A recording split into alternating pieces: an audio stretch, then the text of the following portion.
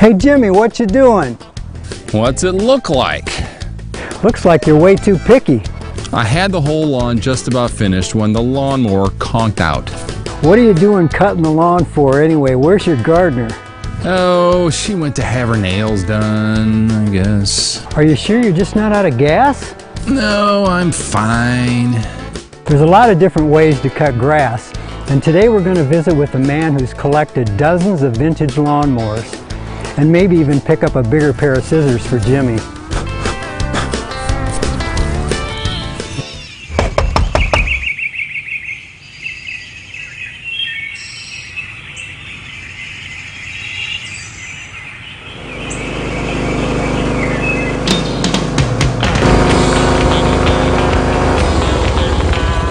Hey Dave, what you doing? Taking the old machine out for a spin?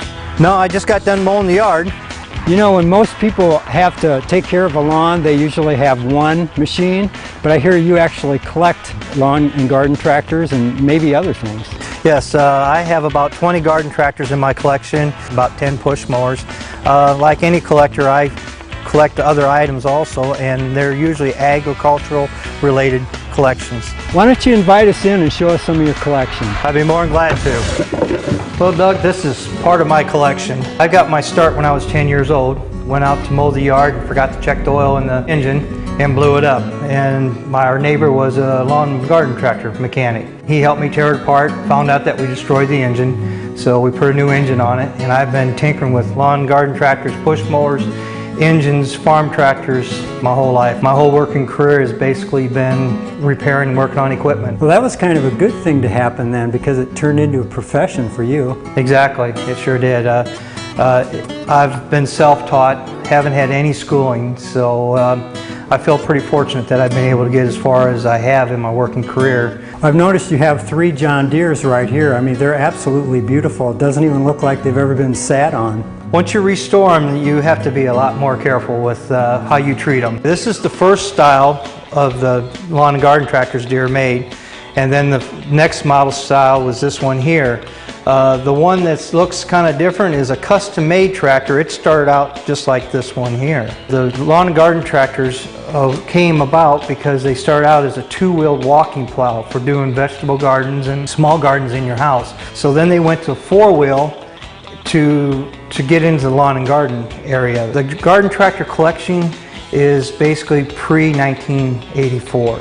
What's the significance of the 1984 date, and why don't collectors want to accumulate models that were made after that? Because basically they started cheapening up the mowers a little bit, more design, they were more advanced, they weren't the old style. A lot of this stuff looks like some of the old farm tractors. Like this case, for instance, looks a lot like the model during the year that was made, and that's in 1974. This Cub Cadet is the same thing. In the early 70s is when this model style came out. Nice thing about this hobby is you can get into this hobby fairly cheap. For under $300 you can buy a tractor like this. What's that one, the Farm King over there? Is that a Datsun or a Fiat? That is made by MTD. They are one of the largest manufacturer of lawn and garden products. I'm what you call a multicolored collector.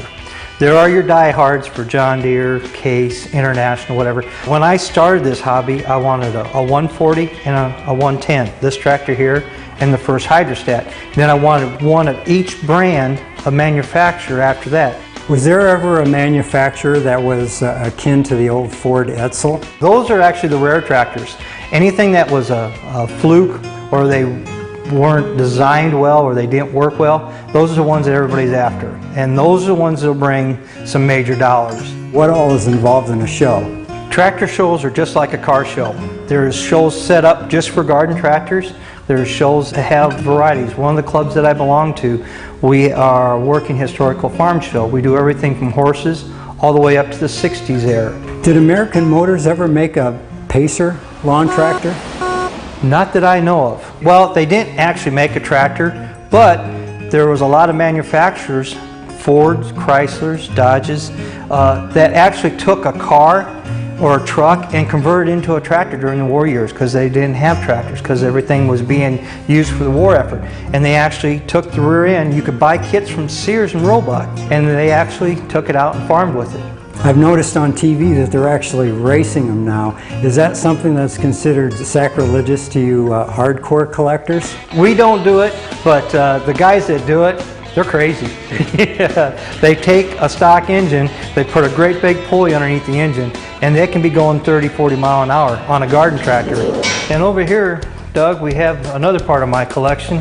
These are push mowers. They're not real big in the hobby yet, but I've had these at several shows this past year. Everybody's asking all kinds of questions. They didn't realize there was such a variety in push mowers. As you can see, I've got some from the 40s and the 30s, all the way up into the early 70s. Wow, there's some pretty wild designs here. Yeah, there really is. That one over there in the front is an experimental. Briggs & Stratton built that only 2 years.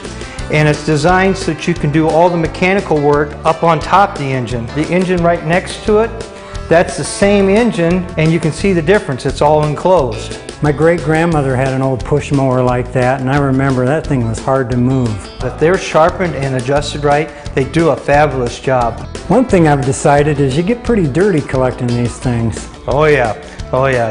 You always got to keep your rag close at hand. You know, like the riders, there's a lot of different colors I've noticed in these. It's amazing that the color combinations that they use. What's with the Homeco unit? It's got that big red shield on the front. What's that for, low bushes? That's self-propelled. It was made in 1957, and the red part up front is the gearbox. I didn't realize that self-propelled lawnmowers went back that far. I didn't really either until I started working on them and started collecting them. I thought the self-propelleds came in the late 60s, but evidently not. It's amazing how even the designs are so vastly different, even the size of the wheels. This is a rather unique looking lawnmower. It looks like it's home built, but it's actually built in Lincoln, Nebraska. It's a 1953 Pony. It was designed for carnival rides and amusement parks. And this one actually came from Kittyland up in Chicago. The kids would actually get on this, and there was a bumper that went all the way around, and they ran a rail system so they couldn't get off the track because these rails would keep them inside this border. And they just pull the handle back, and that's what made it go. When they released the handle, it stopped moving. So I put a bigger engine in. This is about a 3/4 horse. And that's a 3 horse, so somebody my size can actually ride it. It was designed for little kids. Well, you're just a big kid at heart, right? I mean, if you're going to own it, you got to ride it. Well, yeah, I'm still a kid at heart. It's amazing how much attention it drew and how many people have told me that, hey, I rode one of them up in Chicago. You know, I remember riding something like this as a kid.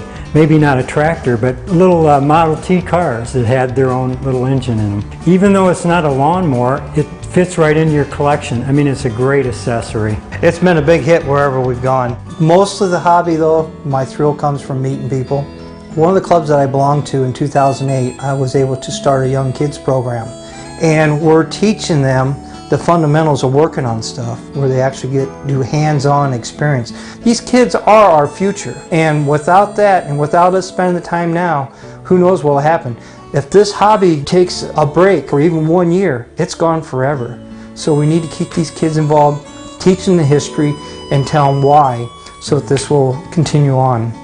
And so we bid Dave adieu for now, out here where every day's an adventure, and there's always high grass ahead.